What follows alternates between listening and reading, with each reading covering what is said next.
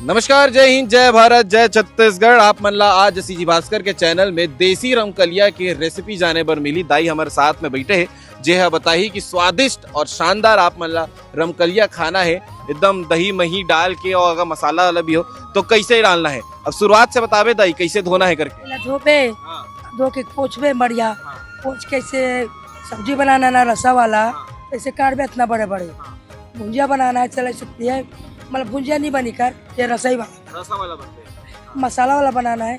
तो दो टुकड़ा कर दे, से फाड़ दे, फाड़ के बना, फाड़ के बनाना है। हाँ। तो बहुत जन मन हा बराबर नमक मसाला भी नहीं डाल पाए, तो मन ला का बताना चाहिए, कितना कितना चुटकी भर डालना, कैसे डालना वो बता दे। सब्जी के हिसाब से डालबे, जैसे इतना सब्जी है इतना नमक लगी, थोड़ा सा बनाबे से इतना नमक लगी, हिसाब से अंदाज तो वही बाबू पढ़े लिखे पेट में देख के बना डाल।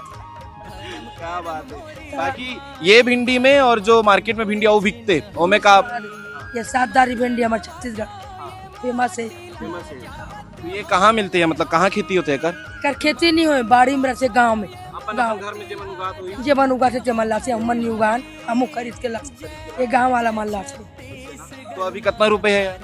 पाव 30 से, आधा किलो 50, 1 किलो का 80 दे देता।